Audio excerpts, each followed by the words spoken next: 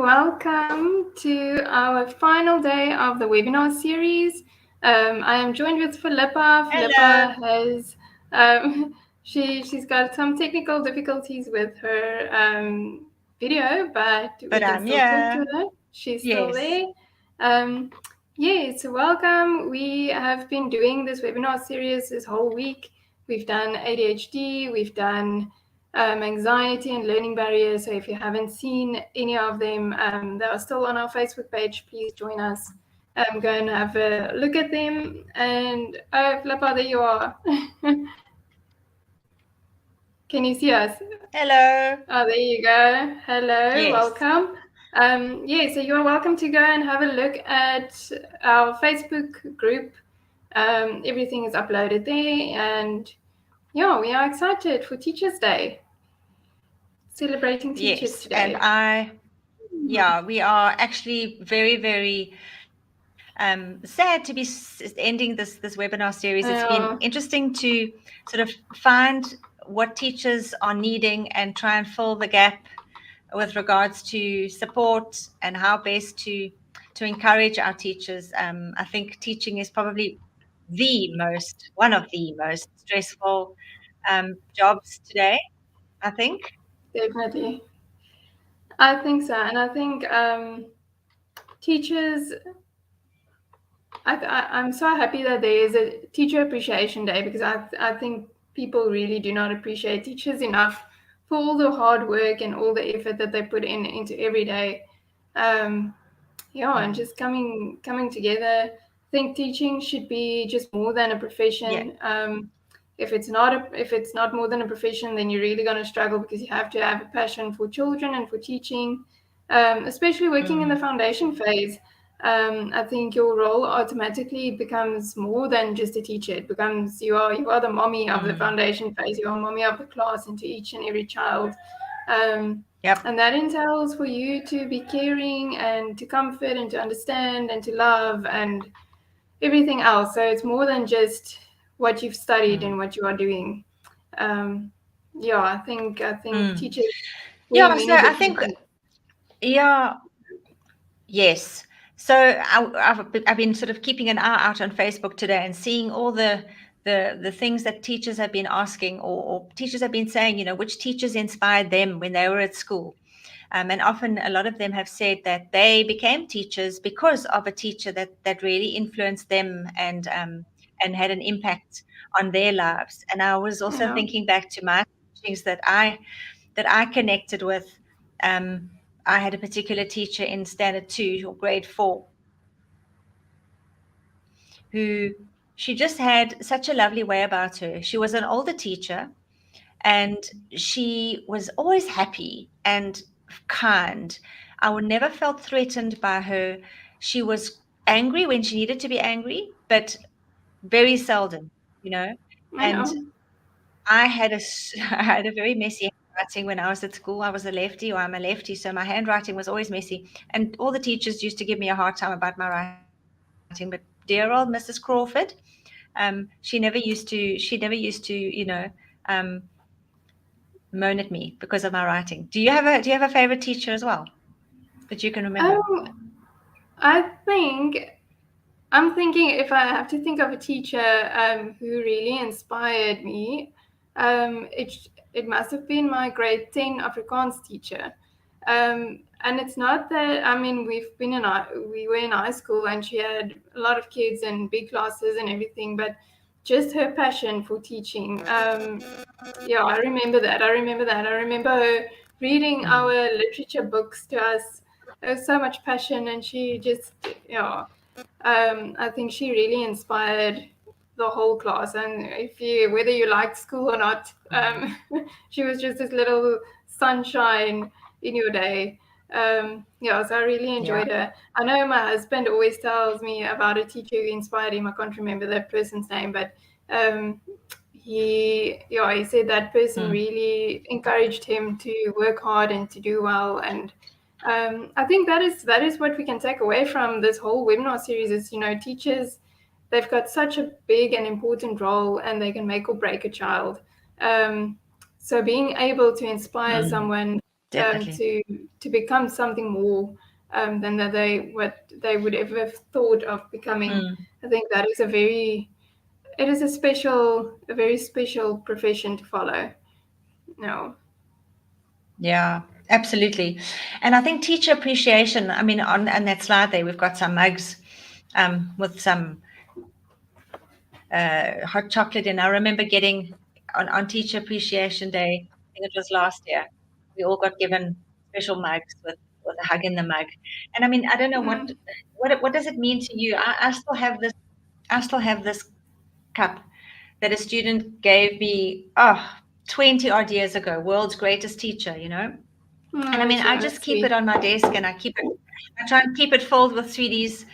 But it's simple things like that. And I definitely feel that actions speak louder than words. You know, it's all very fun and well to say, oh, we appreciate teachers, and oh, thank you so much for all that you do, and what have you. But it's just words, and I think actions speak much louder. So for me, for an example, and I mean, Leandro, you can think too. When somebody says to me, "Let me take your break time duty," you know, you sit and let me take your break time duty, and then we can swap. I can see you've had a tough time, or you know, the principal will say, "Guys, you know what? This Friday we're not going to have meetings after school. This Friday we're going to go home early, and we're going to have a lovely long weekend." Or you know, avoiding unnecessary meetings that take up personal time. It's things like that for me, Definitely. just need those little treats. Yeah. Yeah, no, I agree. And I think little kids, well, I always refer back to little kids because I've only worked with the foundation phase. You know, them writing little cards or parents just saying, listen, thank you. You really helped my child yesterday. Colleagues just being appreciative of everything that you help them with and they can help you with. And it's that you can collaborate and you can work together. I think something, I think it comes back to, we just spoke earlier about that love language. I think how you receive compliments, you know, whether it's gifts or words of affirmation or whatever. I think it's really important to understand each other and to help each other and to appreciate each other in that way. Yeah, and that's one of the things that we're going to be talking about when we do our masterclass at the end of October is how to form your tribe at school. You know, you only really need to have one or two good friends at school that have your back and that make coming to work enjoyable. Yeah. Having that sense of spirit, you know, that sense of community and being together, being there for one another makes it fun to come to work because your friends are there and you can sit and you can chat. I was doing a bit of research and I saw that between 40 and 50% of teachers resign during the first 5 years of starting out as a teacher. Cool. That's 1 in 2. Nearly 1 in 2 teachers won't teach longer than 5 years, eh? It's quite sad. That is very sad. So the question is, so how do you keep giving of yourself when your cup is already empty? Yeah, we're going into the last half of the year, the last stretch. We say that teaching is a marathon, not a sprint. So I've got a slide of, you were talking, Leandri, about the fact that teachers aren't just teachers, right? They've also got to be the mother. They've often got to be the psychologist as well. They've got to be the social worker. They've got to be the nurse. All those things. Yeah. So you can see that a student is available to learn only when all those other needs are met. The physiological, the safety, a sense of belonging, a feeling of having some self-esteem. The self-actualization is the top, and that is when a student is able to learn.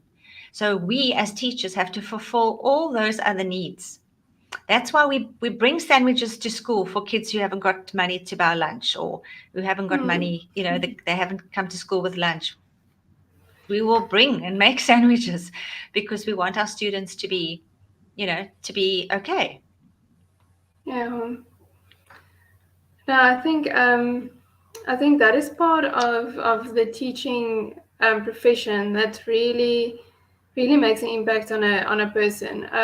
When you have a teacher who's able to fulfill all those things and to really just love and care for a child, to see their needs and to accommodate them in the best possible way, even if it takes so much out of the teacher herself. Yeah, I think if you can do that, that's really amazing. While balancing sport and extracurriculum and curriculars and the curriculum as it is and everything else that's been expected of you. Yeah, and I think that is why people or teachers, young teachers coming into the profession, why they give up as easily, because I think it really takes a lot out of a person being a teacher, and being that person for 30 to 40 kids in a class. Yeah, so those are some of the reasons. We just put a poll out and looking at research articles and things, the reason why teachers do leave the profession, because they are really just burnt out. There's no more to give. School becomes so demanding of their time and their energy and their mental health. So it's just feeling the workload is just enormous. You never feel like you are on top of things. You're always playing catch up, and there's just not enough hours in a day. Yeah, you feel overwhelmed, stressed, tired, disconnected. Yeah, I think then it comes to control. Then you feel like you're out of control. Absolutely, and you have no say. You're just given more things to do, and you can't say no, or you're not able to share the load. You just take on more. You just don't have any control or no say. And overcrowded classrooms. And then the lack of reward is another one. You don't feel appreciated. Yes, that's a big one. Yes. No, overcrowded classrooms. I mean, we've got. That's a big one. Oh, Philippa's gone again, but you're still with us. I'm still here. I think overcrowded classrooms. I think not getting to everyone and having all these reports and all the admin to deal with. I think just that comes back to workload. I mean, it just keeps on getting more and more and more each year. Yeah.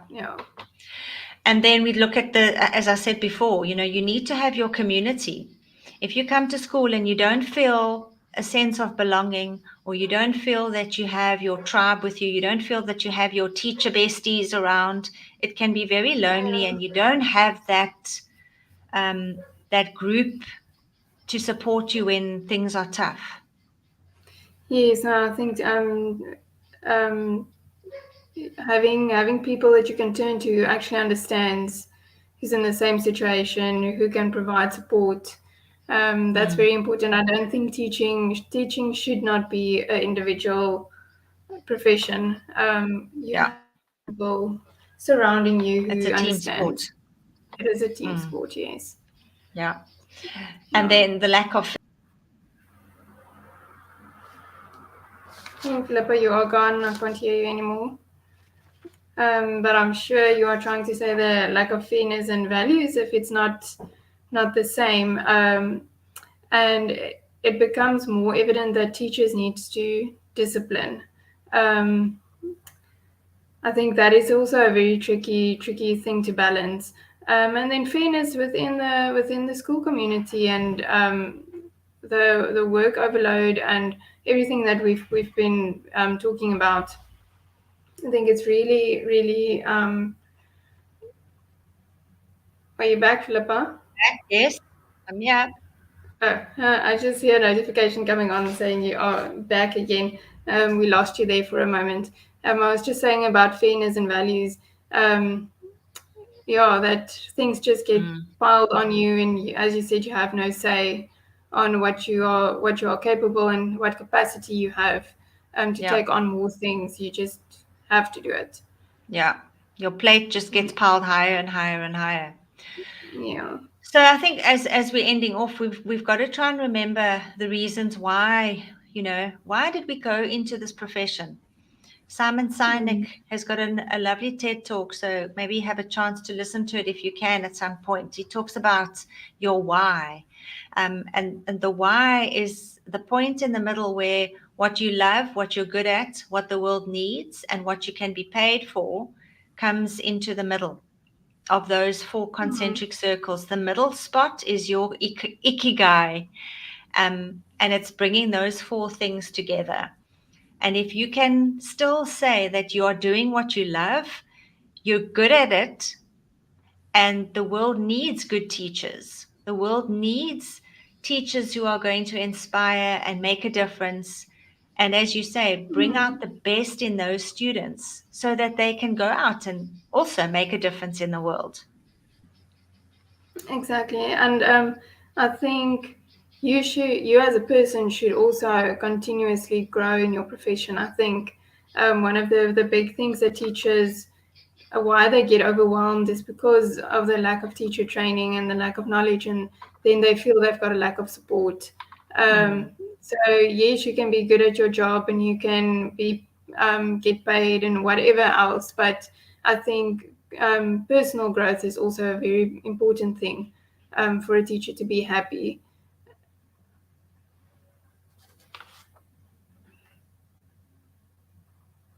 Are you gone again, Philippa? I don't know. I can't see you, so I don't know if you are here. I see you have a thing that says everybody needs a champion. And it's such a nice thing for a teacher to be that person for a child who really needs it, needs support. I think in today's world, we see children really struggling on different aspects of life, whether it's health, whether it's family, whether it's emotional, social. And when a child comes to school, for some children, it really is they're coming to school and they just need a break also. So having a teacher who understands and who loves and who cares, I think it's such a privilege for a teacher to be that for someone. Yeah, that is also a TED talk that, again, I'm going to ask teachers when they have a moment of free time to go and listen to the TED talk by Rita Pierson. Every child needs a champion. And as teachers, whether you like it or not, you are their champion. They come to school because of you. There's some children who won't be absent because they want to come to school and connect with their teacher. So there's a famous quote that says that a child might not remember what you said, and they might not remember what you did, but they will remember how you made them feel. And human connection is key. If you can connect with your students on their level and really find out what makes them, what makes their eyes light up, what are their interests, what are they good at, and you find that out and spend some time just getting to know them and speaking to your students on a human level, that you're not a robot, you're a human being with feelings, with emotions, with, I think children seem to think that teachers are not human beings. If they see you in a shop, they're going to be surprised to see you there. What, teachers also go to shops? Or teachers also go to movies? So just to ensure that you remain human, and you will have good days and you will have bad days, just like the students do. I remember I worked as a therapist at a school, and I had this small little office, and the children kept on thinking that is where you live, this is where you stay. So they always Yes. ask me,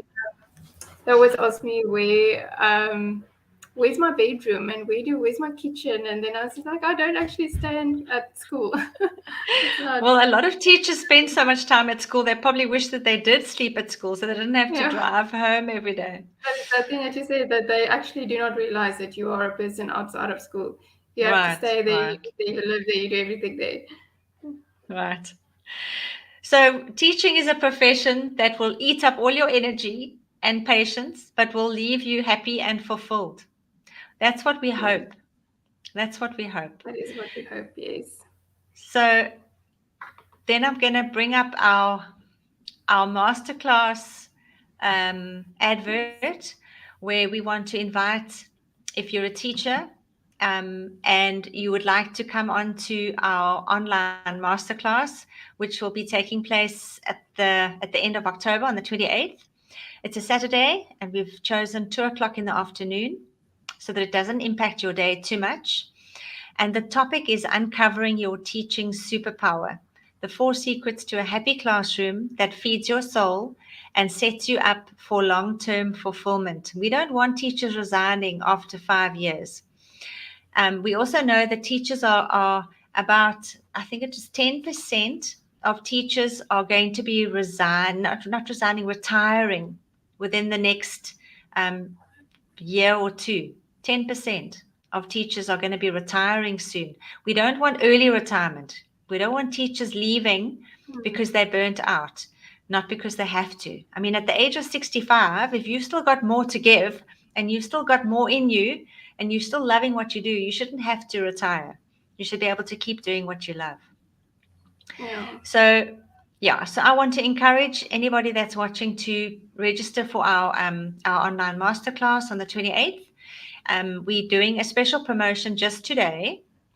We're saying that if you register today, just for today, it's going to be free. So you can WhatsApp or email masterclass to info@educationservices.co.za. If you email us today on the 5th of October and you email masterclass, there'll be free entry for that webinar. Isn't that a great teacher appreciation gift? Yes, to say thank you and for us to give back to teachers. Share our knowledge. Absolutely. Yes. Absolutely. So on the 28th of October, if you email or WhatsApp us today on the 5th of October on World Teachers Day, you'll get free entry to our masterclass on the 28th. So I think that's it. That's it. Thank you again for coming on with me. Sorry about the technical issues. No, it's all sorted out in the end. It's all sorted. Thanks, everybody. Then, I think just to add on quickly to teachers who's watching, you can always contact us on that number or the email. Reach out to us whenever you have questions, you want to ask anything, if you want advice. Have a look at our Facebook and Instagram page to see the services that we provide. And then, you are not alone in this. I don't think people always tell you how much they appreciate you, but they do. Children do, yes. Parents do, colleagues do. That is our QR code. And that's our QR code, yes. Yes. QR code, you can scan that and join our education services group. We'd love to have you. Okay. All right. Enjoy the rest of your day. And thanks again for watching, everyone. Thank you. Cheerio. Bye.